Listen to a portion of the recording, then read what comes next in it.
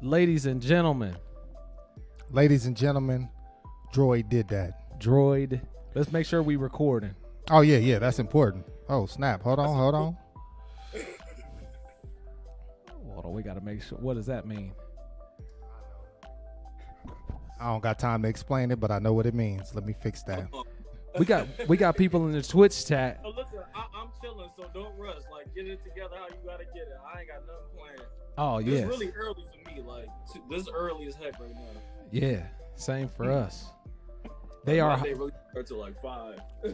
They are hyped for you in the Twitch chat. We even got people saying that they're nervous, and they're not even. They're not y'all even nervous in the chat. Yeah, why are y'all nervous? Right. Right. Y'all ain't got to make sure. No audio is good. No visuals good. No. Okay, nothing. somebody said you looking fly. Hey, they showing some love, bro. They said you looking. Yeah. Official authentic Kiss tour tee. Yeah. Louis V jacket on. You know what I'm saying? We just Hey, I'm taking notes, player. Dope. Oh my right. gosh. So yeah, we got everything up and going. We're good.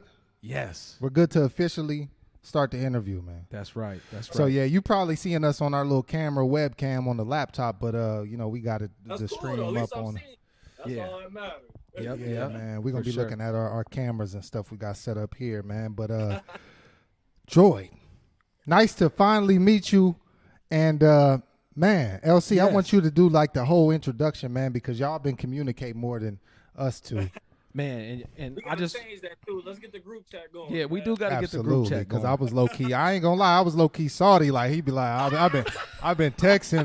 Hey Droyd, he said this. I'm like, damn. He was acting salty. Like he ain't hit me. I'm like, did he message? Start adding Fredo in the stories. I'm like, damn, let me start adding my name Fredo, bro. Yeah. Man, I'm over here salty. Like, dang, man. I wonder if he know who I am. For sure, man. But I always tell people to send me DMs, and I get a ton of them. I do my best to read them all. I try and respond. But when I got yours, man, I literally jumped out of my seat because I had to read it like 2 or 3 times. And I'm like, wait a second.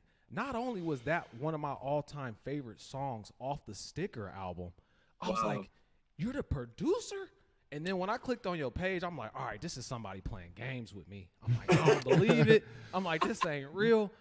And I called Fredo right after. I said, bruh, one of the producers hit me up. And he was like, for real? And, man, ever since then, man, we've been chopping it up the past couple days. I could tell that you're a like-minded brother. And I'm blessed to finally, like, be able to see your face and officially meet you, man. This is going to be a great interview. Yeah, man, for sure. Yeah, man. So if you could, man, just take the time and introduce yourself to the people. And give us your story, man. What's your story? We need to know. Yeah, start from the beginning. First of all, I'm Droyd.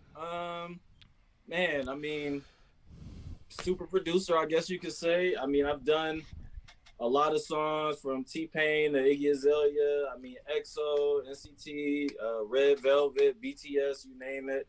Oh my God! What? Yeah. I mean, I'm from Buffalo, New York, so we the real upstate. You know what I mean? Yeah. Shout out to Ohio as well. I got family out there in the Natty. Oh that's man, dope. You got family right down the street.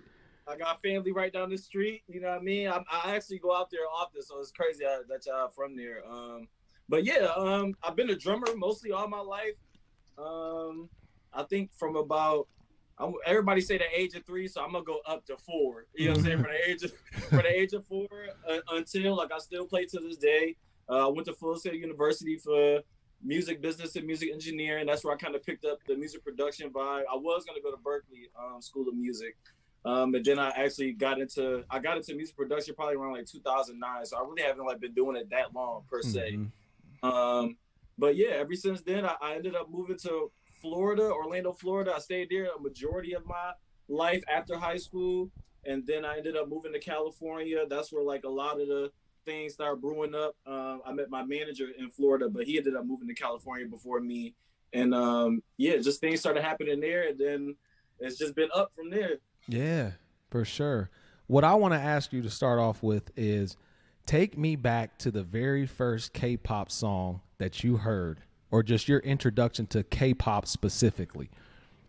Okay, so my introduction to K-pop this was like before. Well, actually, this is the song that got me my deal. Was a song by Red Velvet called "One of These Nights," but it was a remix though. So I think it was the English version I ended up doing, or yeah, I think it was the English version I ended up doing. It was with a guy named Joe Millionaire, who was also very popular in the K-pop scene, and yeah, I did that, and that was mainly my introduction there. That Red Velvet record, which was really fly, by the way. I ain't gonna lie, it was more like an R&B. I did mostly like piano and drums on there, and I think piano, drums, and like something else. But yeah, that was like my introduction there, which was fire. I liked that Red Velvet a lot. That was like my first and only time working with them too. Like I gotta complain about that. What? Yeah, man. I mean that is amazing. So, you know, tell me a little bit about the process of just, you know, actually sending in a demo to these big labels and how it works, and or you know, everything. We're clueless and we're extremely interested to know, you know, the process. Yes. So I mean, basically, well, I'm gonna say two things. In the situation, sending demos is more is a little easier because you know they're very like organized as far as like letting us know what they want, how they want it, you know what's gonna be going on in each section, so on and so forth. So they would send me emails of like top Billboard songs that they're very fond of, and they'll be like, hey, you know, we want a record like this, and we want a record like this, but you know, maybe not lyrically. They'll be like, you know, pay attention to the energy of the record, or pay attention to how the drums move, or something like that. And if it is lyrically, they'd be like, oh, pay attention to the cadence in that one, blah blah blah.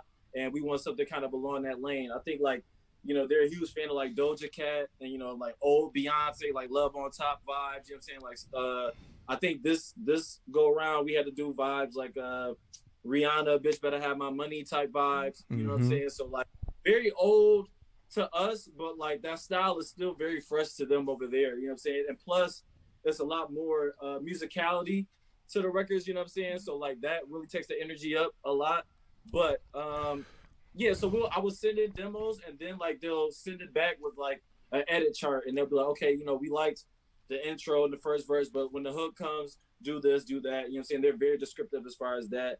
Without a situation though, sending in records was a bit harder because just trying to catch the formula, you know what I mean? It's like 5 to 6 people in a group. So you got to think like 2 people are probably going to be rapping, and the rest of the guys are going to be, or girls are going to be singing. You know what I'm saying? It's going to be a lot of dancing. So they want a lot of breakdowns and stuff like that. So without a situation at first, it was a bit hard just catching on to the formula, because you know our formula over here in America is real ABC. You know what I'm saying? ABC, real repetitive. You know what I'm saying? Right. If you notice in K-pop, like every 8 bars is changing constantly. You know what I'm saying? You don't really go back to anything. You know what I'm saying? So like, if you do go back to something, it's a new sound, or it's a lot of things subtracted in that section. You know what I'm saying? So, which is one of the reasons why I like Young Thug, which is like 2 different sides of the spectrum. But Young Thug always changes every 8 bars, you know what I'm saying? Whether it's his cadence, or whether it's the beat, or whether it's how the 808 is going.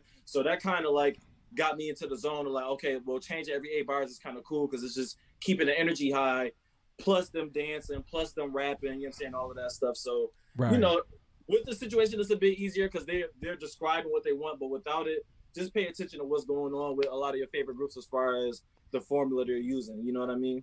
Yeah. All right. So I got a couple questions on some good things you said, man. The musicality of K-pop is different than the American, you know, scene that we're used to. Everything, I feel like the American music, for the most part, not to put everybody in the same box, but it's pretty linear, if that makes sense. I mean, from a producing standpoint. So, well, that's just my take on it. I feel like the song structure is a little bit more predictable.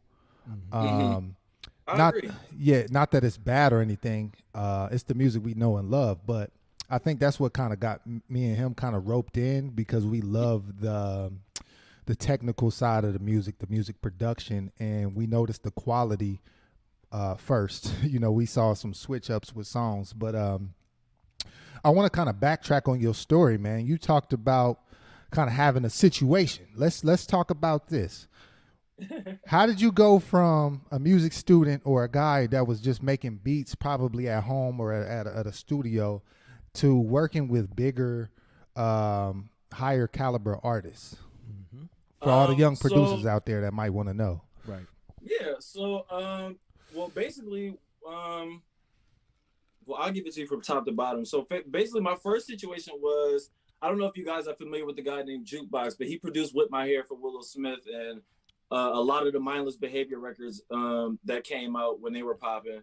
So he was my first label, or you know what I'm saying, like production deal situation. And so I ended up, it was a bit of a problem because I was in Orlando and he was in California, so I ended up having to go to California. That's what really pushed me to go out there. And you know, because a lot of placements that happen is really like relationship based. You know what I mean? That's really when I learned, you know, it's not about what you know, it's who you know type vibes. Mm-hmm. And a lot of people just want to have a friendship, you know what I mean, really outside of music, you know what I'm saying, versus it just being a whole strictly music thing. So I ended up going to California, linking up with a ton of people under him. Back then, you know what I'm saying, it was an up-and-coming artist under Disney called Coco Jones. That was like one of my first bigger sessions at Disney. And I ended up linking with her, did a few sessions with some writers at Aftermath and that worked with Dr. Dre and all of that stuff. And then I ended up getting out of that deal and just doing a lot of things independent now that the exposure was coming up. And then my manager had a friend that lived in LA, but he ended up moving to Seoul, Korea. And he ended up getting a job at SM. He did a few things over there, and I guess they were like, hey, you know, we want to start Americanizing our sound. This is like late 2014, early 2015. Mm-hmm. And he was like, he asked my manager, did he know of any people that, you know, can help out? And, you know, they recommended me. That's when I got the Red Velvet placement and did that. And it was like, listen, you know, he killed it on the Red Velvet joint. Mind you, it was a lot of musicality in that record too. If you ever listen to it, it's called One of These Nights by Red Velvet. But a lot of musicality there. That's what won them over. And they were like, "Hey, listen, will you be interested in, you know, having a production situation with us?" I was like, you know, why not? You know what I'm saying? So ended up signing that through the guy that got us the situation. I will say his name, but he ended up getting fired from SM. So I don't know how they feel about that. But right. Yeah. Ended up getting under his situation. From there, you know, I did EXO. They Can't Break Me Down on the Exact record. I did EXO 2 on the other record that came out. I did obviously the NCT. I helped out with some stuff on BTS co-production wise. Shiny. I ended up linking up with Mike J. Who'll turn up the music for Chris Brown. Vito the singer. We did a ton of stuff. And that's really how, like, Maurice Moore, like, all of us just kind of like, we were going to Korea like heavy and just linking up with one another. Jacob Lawrence, he's the actual guy that wrote Focus for NCT. Ended up meeting him, and he's all the way in Barbados. And we would just link up at SM and just knock out a ton of stuff. And that was just how that got started, and you know how it really came up from there. But even before that, you know, when I was doing the independent thing, I had got records with T-Pain, and I worked with Drugs that produced for Ty Dolla $ign. We had did some stuff for Red Bull, some projects over there at Red Bull. He's actually the one that got me the Iggy Azalea placement. Laven Kali, he's an up-and-coming artist at Interscope, or was up-and-coming artist at Interscope. He recently left. I don't know if you guys, I know you're famous on YouTube a little bit, so I don't know if you guys know Futuristic and Devon Terrell, but like I did a lot of their projects coming up. So, you know, that was even before that. But working with Devon Terrell even like kind of helped me exercise the musicality and not being afraid to like be melodic, you know what I'm saying, in records, because sometimes being over melodic can kind of intimidate a lot of artists here, you know what I'm saying, a lot of writers here. So you got to dumb it down, which is why like I was so in love when I found K-pop, just because like it was something I actually enjoyed making. Like I love listening to rap, I love listening to R&B, but it's just very like, you know, mono, like it's really no elevation in it, you know what I'm saying? And just finding K-pop, you know, just a genre I actually enjoyed making was just like everything for me. So I just kind of like devoted all of my energy into that. Yeah, amazing. That's dope. Man. That's you were dope, naming man. some of my favorites too, bro. You I was just like, named oh some my of the gosh. greats. Yes, bro. Like some of these people performing in front of 100,000 easily, man. Man, have you got the chance to go to any K-pop concerts? I haven't actually gone to any K-pop concerts, which is crazy. Like, yeah. I haven't gone to any K-pop concerts, but you know, I've definitely met, you know, a few of the groups. You know, even like I don't know if G Soul's with SM, but even like me and G Soul, Yeah, we're who's, familiar. you know, like G Soul, he wrote Mm-hmm. Chill with for EXO and with me and Maurice Moore. So like even linking with him was amazing. Meeting EXO, you know, they autographed everything for us, and you know what I mean. It was the bomb. You know what I'm saying? But you know, it was all it's all love over there. I haven't been to a concert yet, and I'm a little jealous. Y'all about to hit the BTS joint though. I ain't gonna lie. Oh Yeah. yeah, man, we're gonna be at the I ain't gonna BTS lie. joint. Yes. You know, it ain't nothing. You know, it's You just know, we just a gonna little something, something. just you a little know, something, stop something, by, man. say what's up. but nah, man, I'm looking forward to it, man. You know, I'm heavy into filmmaking and everything, so I want to put together like a short film of our entire trip, man. So I want to share that with you, man, and potentially get That's some fire. Yeah, feedback and all that. definitely, bro. Though. Yeah, for sure. Yeah, Man, so I've got a ton of questions, man. So someone with, you know, your caliber of experience and the things that you've done, you could easily feel like you've arrived, but I can tell that you are extremely humbled and that you still have a lot that you want to accomplish. So what are some of the things that keep you going, or is there like a dream group or project that you're looking forward to in the future? Man, I mean, right now, as far as like dream projects go, I'm really aiming for. I mean, this is really outside of K-pop, but I'm really like aiming for Taylor Swift right now. I'm trying to get some stuff to her, but as far as K-pop goes, I want to land a few more with NCT and EXO. Those are kind of like my top favorites. I get a lot of offers all the time for all types of K-pop acts, but I like going for those projects that's really, really, really tough to get on. You know what I'm saying? Because you know, I feel like I could deliver on that level. You know what I mean? And even like BTS, I want to get more vibes with them. Mm-hmm. That's really just 100% Droid on the production because like I said, I do a lot of co-production as well. That's really how I stay steady in the K-pop. You know, if I'm not doing it by myself, then I just want to see where anybody else need help at. You know what I mean? And just try to help out there, just to keep myself, you know, relevant, I guess, on the scene. Mm-hmm. But yeah, you know, Taylor Swift is kind of like my top goal right now that I'm trying to reach. Nice. I really like those projects that's gonna get me the, you know, the respect out of anything. You know what I'm saying? Like you could produce for a rapper, you could produce for an R&B artist, but if the respect isn't following after what you did, then you know it's really just kind of like a microwave situation. You know what I mean? Not to knock anybody, but it's like here today, going tomorrow type vibe. And I really just like aiming for those timeless records, you know, which is like why I'm surprised that people really like Focus so much because it was just so different than what you would normally hear from NCT. You know, like everybody would think urban pop, you know, we're coming hard with the synth lines and everything. But I really wanted to come different, like with more of like a lo-fi R&B vibe, you know what I mean? Because everybody really liked hearing R&B from NCT and even like hearing R&B from EXO. But, you know, I don't want to bring that same American formula, you know, to them. I just wanted to kind of touch on something different. So kind of like tapping into that lo-fi chill vibe was just a bit different for me. And I felt like that record was more of a hidden gem in that album. But, you know, a lot of people like was gravitating towards that song. So, you know, I appreciate you guys and the fans, you know, that is really making that song pop right now. So, you know, yeah. Easily one of my favorites on the album. That one, Lemonade is another one.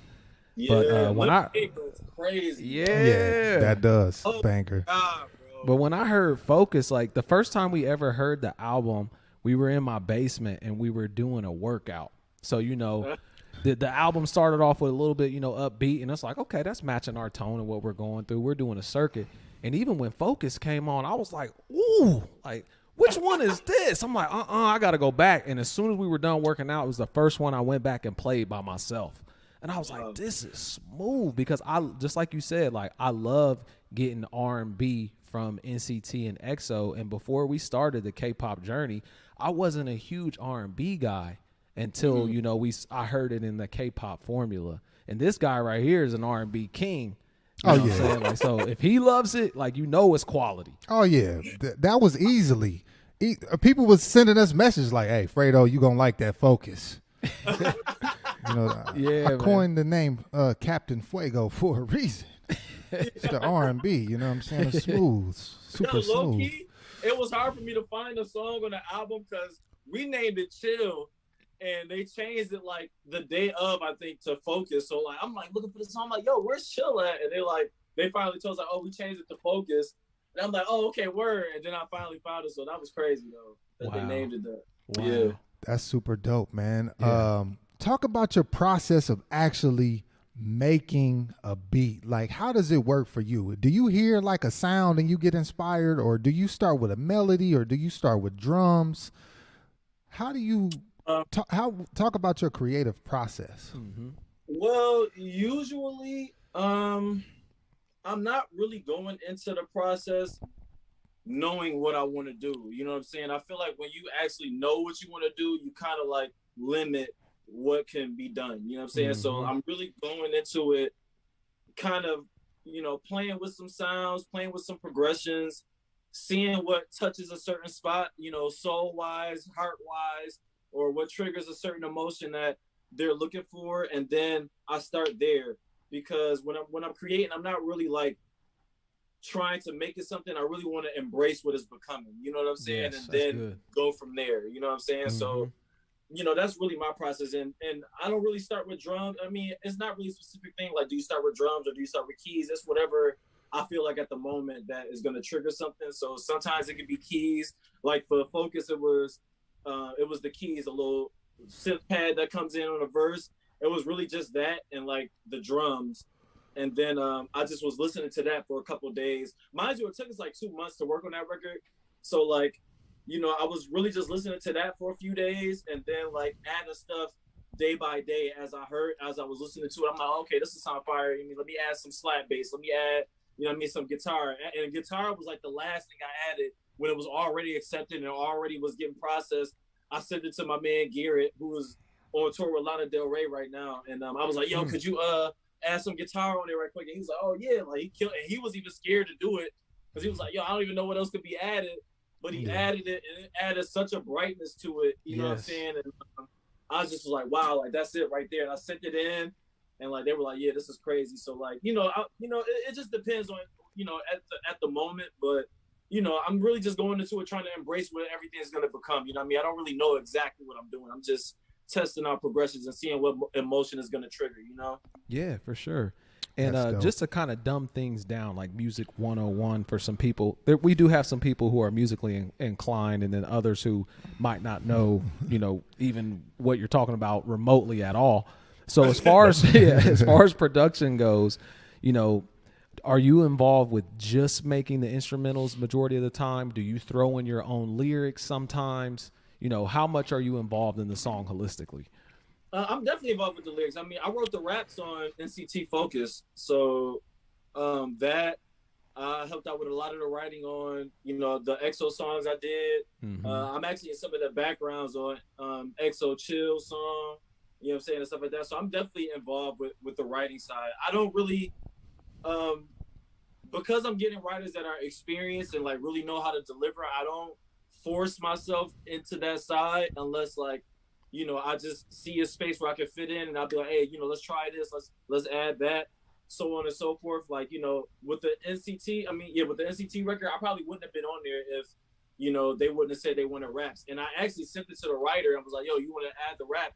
And he was like, yo, bro, don't you rap? And you do it. And I was like, all right, bet. Nice. Nice. Yeah. But, it's really just feeling it out, because I'm already a part of the record with the music, so I'm not really like forcing it with the lyricism. But I'm definitely tapped in with that though. Yeah. I wonder how much of your original lyricism is used versus kind of Taeyoung and Mark Lee grabbing bits of what you said and kind of making it their own. Do you know how much they kind of they do that, or what?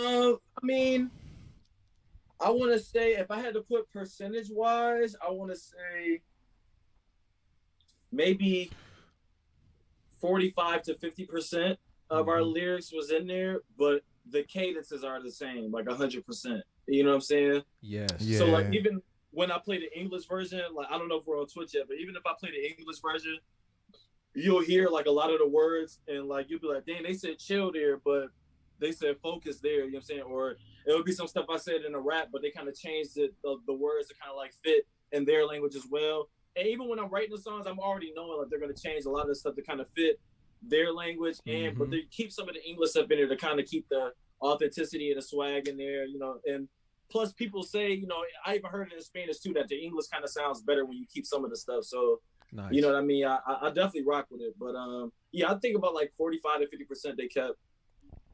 That's dope. That's super dope. That's dope. Now, are you an artist yourself? Do you put out your own music like under your name? Yeah, definitely. I don't drop music that much, but I do put out music. I think my most recent project I dropped it's called Cloud 9. I actually did a collab project with Brian McKnight Jr. Okay. And we dropped a whole like a little pop, urban pop R&B vibe on Apple Music. It's on Spotify and all of that. That's like my current project. And I also have a group called 907 with the VN at the end. And that's more like an R&B group. Vocals and like talk box vibe, but we kind of put like a pop R&B element to it. So 907, you can look that up as well. They're bomb group. We still kind of like molding some things over there, but I definitely want to be releasing with them more. But yeah, I got a few records out. That's awesome, man. Man, that's crazy dope. We might have to do a music video collab or something, man. I'll come up to where you at, man. Yeah, I'll pull up on you. We sure will, bro. I gotta come out there so I can see the fan too. Yeah, oh yeah, both, for bro. sure, man. That's Yeah, dope. we That's ready. dope. Yeah. So I think this is be a good time to jump into like some of the production. Yeah. Absolutely. Yeah, so we'll have to end this stream on YouTube so we don't get the axe. YouTube will give you the axe. We done got it once before, bro. Yeah. It felt like we was really locked down. We was coming in the studio with our backs against the wall. Fredo had phone books taped to his stomach. Yeah, everything, bro. I had the shank on me, bro. YouTube shut us down for 90 days. People like jail up there. Yeah, man. I did that bid, you know what I'm saying? But I ain't going back. I ain't going back either. I'm not going back. You know what I'm saying? So ain't. hey, so if you're watching on YouTube, jump over to Twitch. You know, we're gonna get into some of this copyrighted material. That's right. If you and want, then I can get a little bit more loose. I feel like I got to be formal on YouTube. Like, yeah, okay, my name is. Get a little loose, Fredo, man. Get a little loose. Yeah, you know what bro. I'm saying? So I just put the Twitch link in the YouTube comments. So everybody who's watching live on YouTube, go ahead and join on Twitch. It doesn't cost you a dime, just costs you some time. Sign up, follow us on there, and we're gonna get into some of this production of the song Focus. So we'll go ahead and end this real quick and get into the good stuff, man. I see this. I love seeing the screens, bruh. Like we watch a lot. We watch a lot of the uncuts where they'll have like NCT in the studio and it'll show like the vocal lines and all that. And that's my favorite thing to look at. Like how many times did they layer it? Who is where? I seen your uncle. He was like, man, I want to see that screen more. Yeah, man. Yeah, I love just sitting in on sessions, man, for sure. All right, let me know when we're off YouTube so I can shut mine